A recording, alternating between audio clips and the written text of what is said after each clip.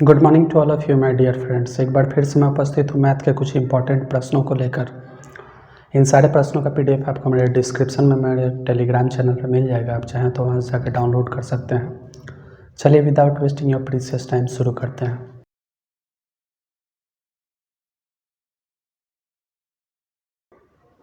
देखिएगा एक नंबर सवाल, एक नंबर प्रश्न है आपका। यदि किसी वस्तु को नियत विक्रय मूल्य पर बेचा जाता है तो 20% का लाभ होता है। नियत विक्रय मूल्य के 9/10 पर बेचा जाता है तो 20% का लाभ होता है। यदि उसे नियत मूल्य पर बेचा जाए तो लाभ प्रतिशत आपको ज्ञात करना है। चलिए देखिएगा, नियत मूल्य के 9/10 पर बेचा जाता है। मान लीजिए ये आपका एसपी रहा होगा, ये आपका नया एसपी हो गया। मान लीजिए पहले 10 रुपया में बेचा जाता था, अब 9 रुपया में बेचा जाता है, तब पर भी 20% का लाभ होता है।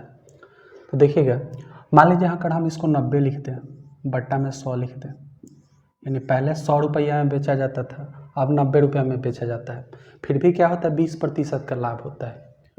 मान लीजिए मेरा क्रय मूल्य x रहा होता, 20% का लाभ यानी 120/100, तब हम कितना में बेच रहे हैं, 90 में बेच रहे हैं। काट लीजिएगा, ये 6 बार में कटेगा, ये 5 बार में कटेगा, 6 से कटेगा 15 बार में। x का वैल्यू यहाँ से क्या आ जाएगा, 75 रुपया, यानी आपका CP जो होगा वो कितना है, 75 रुपया। अब 75 रुपया का सब मान है, अब इसको हम क्या करेंगे, उसी नियत मूल्य पे बेच देंगे क्वेश्चन के अकॉर्डिंग। तो 75 रुपया का सामान है, 100 रुपये में बेच देंगे, तो लाभ कितना का होगा, 25 रुपया का लाभ होगा। बट्टा का क्या मूल्य है, 75 गुना का 100। काट लीजिएगा, कितना बार में कटेगा, 100/3 यानी 33.33% आपके प्रश्न का उत्तर होगा। देखिएगा 2 नंबर सवाल, 2 नंबर प्रश्न है आपका। आशीष, विनय और जोसेफ किसी काम को क्रम से 20, 30 और 40 दिनों में करते हैं। तीनों एक साथ कार्य करना शुरू करते हैं। आशीष कार्य पूरा होने के 4 दिन पहले और विनय 3 दिन पहले काम छोड़ देता है, तो काम आपका कितने दिनों में पूरा होगा पूछा गया है। चलिए 3 पर्सन है आपका, आशीष, विनय, जोसेफ। तीनों काम कितने कितने दिनों में करते हैं, पहला करता है 20 दिन में, दूसरा करता है 30 दिन में, और तीसरा करता है 40 दिन में। सबसे पहला काम करते हैं, टोटल वर्क निकालेंगे, कुल कार्य निकालने के लिए तीनों का एलसीएम ले लीजिएगा, 40, 30 और 20 का एलसीएम लीजिएगा, 120 आ जाएगा। 20 के टेबल में 20 6 बार में, 30 के टेबल में 4 बार में, 40 के टेबल में 3 बार में। अब बोला गया कि आशीष काम पूरा होने के 4 दिन पहले छोड़ता है, तो आशीष 4 दिन पहले छोड़ा तो कितना काम किया होता, अगर रहा होता तो 6 गुना 4, 6 स्पीड है आशीष का, 4 दिन पहले छोड़ देता है, यानी 24 यूनिट काम किया होता, रहा होता तो। उसके बाद विनय 3 दिन पहले काम छोड़ता है, तो विनय 3 दिन पहले काम छोड़ता है, तो विनय का एफिशिएंसी क्या है, 4 यूनिट रहा होता है, तो कितना काम किया होता है, 12 यूनिट आपका काम किया होता है। चलिए देखिए, 120 यूनिट काम था, आशीष जो है वह 4 दिन पहले छोड़ता है, विनय जो है वह 3 दिन पहले छोड़ता है। तो यदि वह नहीं छोड़ा होता तो कितना काम किया होता, प्लस का 24 प्लस का 12, यानी कितना हो जाता है, 156 यूनिट काम होता है। आप सिंपली 156 को तीनों को एफिशिएंसी से भाग दे दीजिए, 6 4 10 3 13, काट लीजिएगा, 13 दूना का 26, 13 कम का 13, 13 दूना 26, यानी काम कितना दिन में समाप्त होता है, 12 दिन में। देखिएगा 3 नंबर सवाल, 3 नंबर प्रश्न है आपका। P एक मेज को 16 दिन में बना सकता है, Q उसे 20 दिनों में बना सकता है। P जो है वो एक मेज को 16 दिन में बना सकता है, Q जो है वो आपका कितना दिनों में बना सकता है, 20 दिनों में बना सकता है। चलिए टोटल काम निकाल लेते हैं, 20 का टेबल पढ़ेंगे, 20 दूना 40, 20 से 60, 20 चौका 80, 80 यूनिट आपका काम है। P का स्पीड आ जाएगा 16 5 80, Q का स्पीड आ जाएगा 4 यूनिट। बोला गया है कि Q ने काम आरंभ किया, Q का स्पीड क्या है आपका 4, तथा उस कार्य को 5 दिन तक किया है। यानी 20 यूनिट काम कर लेगा 5 दिन में।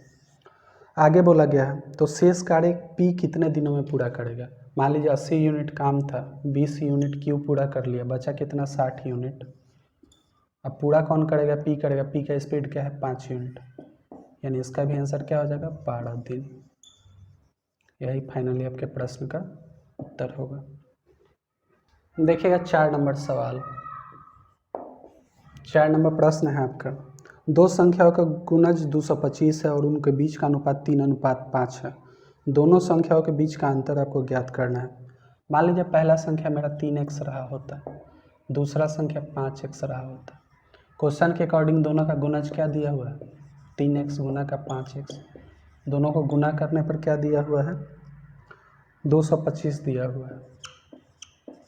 चलिए इसको सॉल्व कर लेते हैं। 3 बचेगा 15, x को x से गुना करेंगे, x स्क्वायर बराबर 225। 15 से कट जाएगा, कितना बार में कटेगा 15 बार में, यानी यहाँ से x स्क्वायर का वैल्यू 15 आया तो x का वैल्यू क्या आ जाएगा √15। अब बोला गया कि दोनों संख्याओं में अंतर हमको ज्ञात करना है, तो x का वैल्यू √15 आया है, 3x का वैल्यू क्या होगा 3√15 हो जाएगा, और 5x का वैल्यू क्या हो जाएगा 5√15।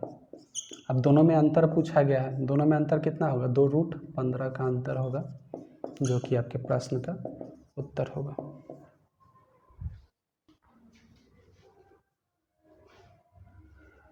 देखिएगा 5 नंबर सवाल। 5 नंबर प्रश्न है आपका, 11 क्रिकेट खिलाड़ियों का औसत 20 साल है। यदि कोच की उम्र भी शामिल कर ली जाए तो औसत 10% बढ़ जाता है। कोच का आपको उम्र बताना है।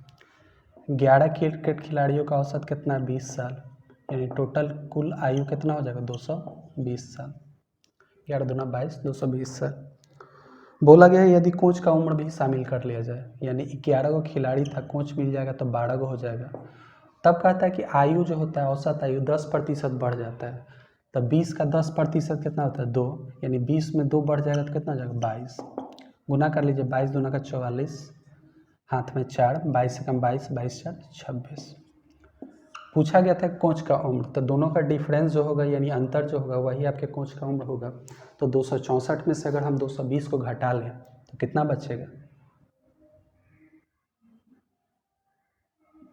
घटाएंगे तो 4 में से 0 गया 4, 6 में से 4 गया, 6 में से 2 गया 4, यानी 44 साल आपके प्रश्न का उत्तर होगा।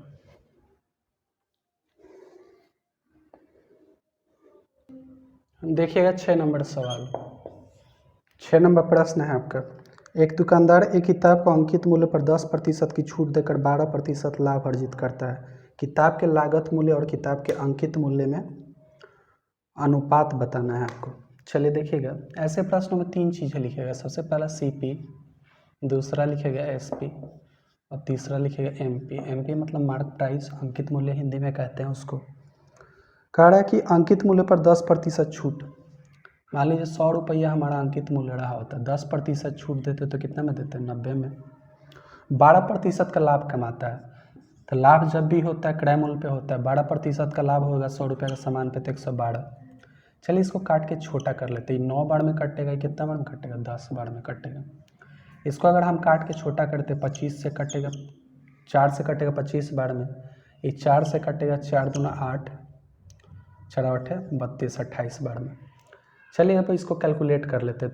अब यहाँ पे SP हमारा 9 है, यहाँ पे SP 28 है, तो इसको क्या करेंगे SP को बराबर करेंगे, तो इसको हम क्या करेंगे 28 से गुना करेंगे और इसको किससे गुना करेंगे 9 से गुना करेंगे।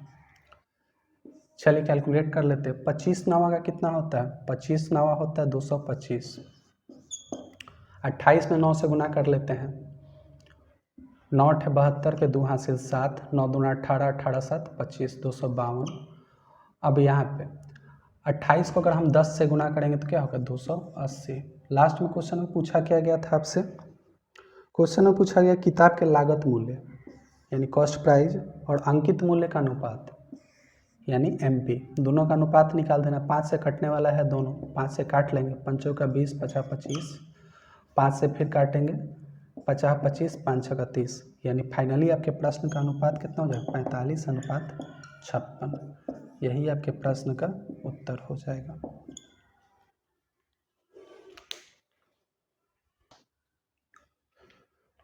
देखिएगा 7 नंबर सवाल।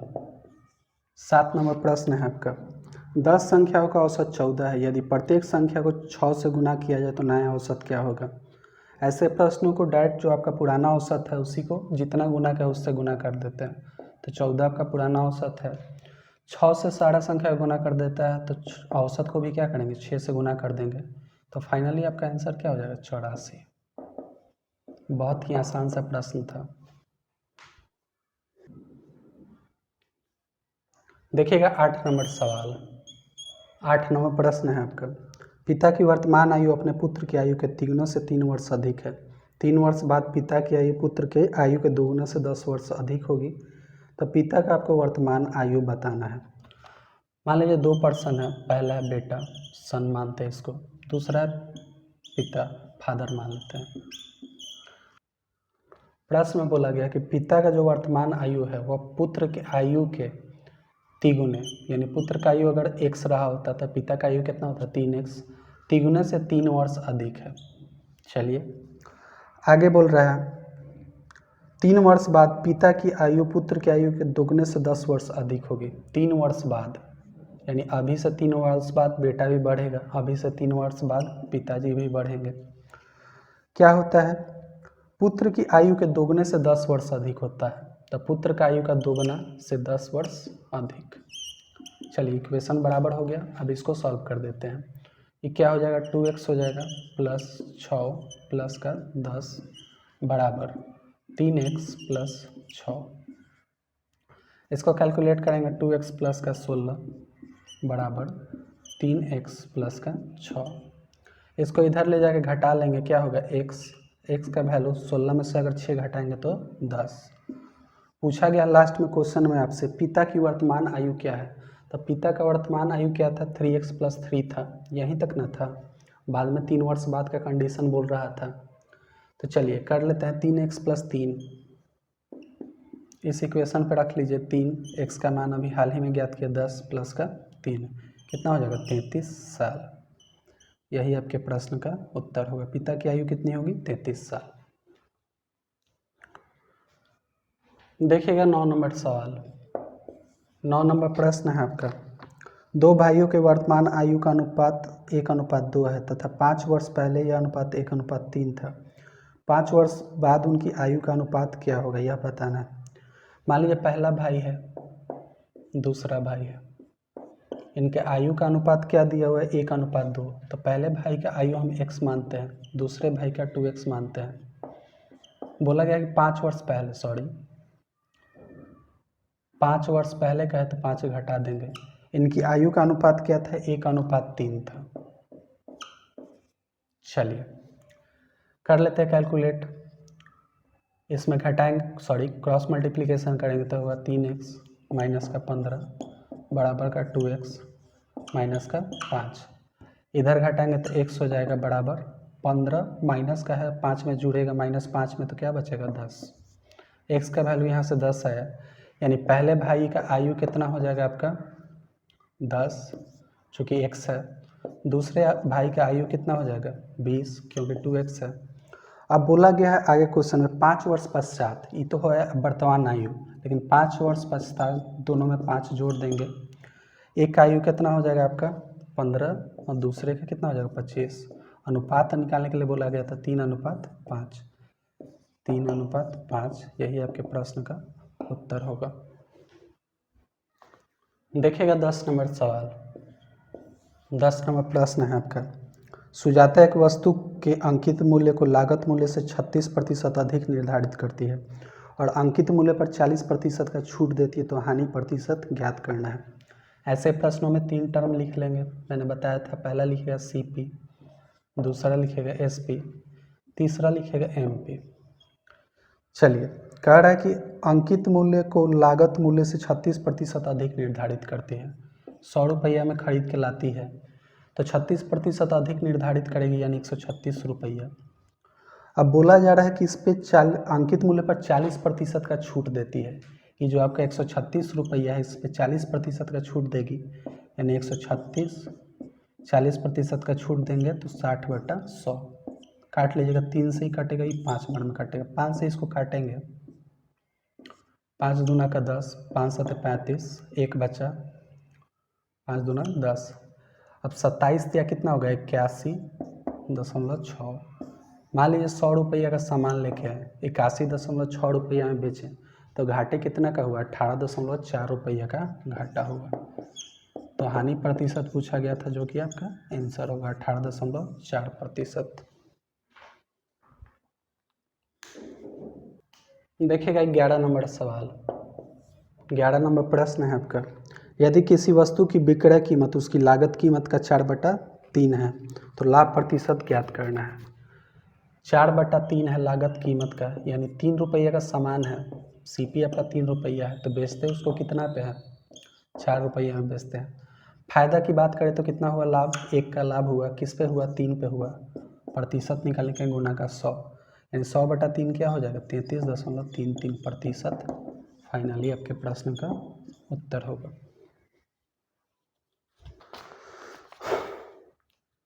देखिएगा सवाल नंबर 12 नंबर प्रश्न है आपका, दो संख्याओं का एलसीएम 2376 है तथा उनका HCF जो है 33 है।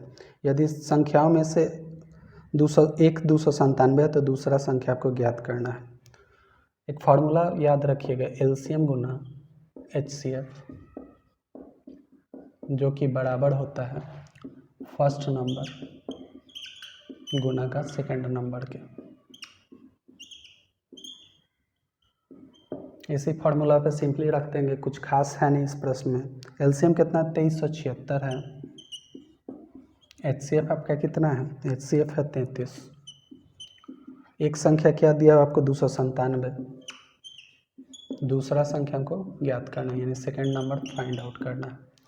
चलिए काट लेते, 33 9 297 होता है, 9 से इसको अगर हम काटे तो 9 दूना का 18, 5 बचा, 9 7 54, 3 बचा, 9 चौका 36।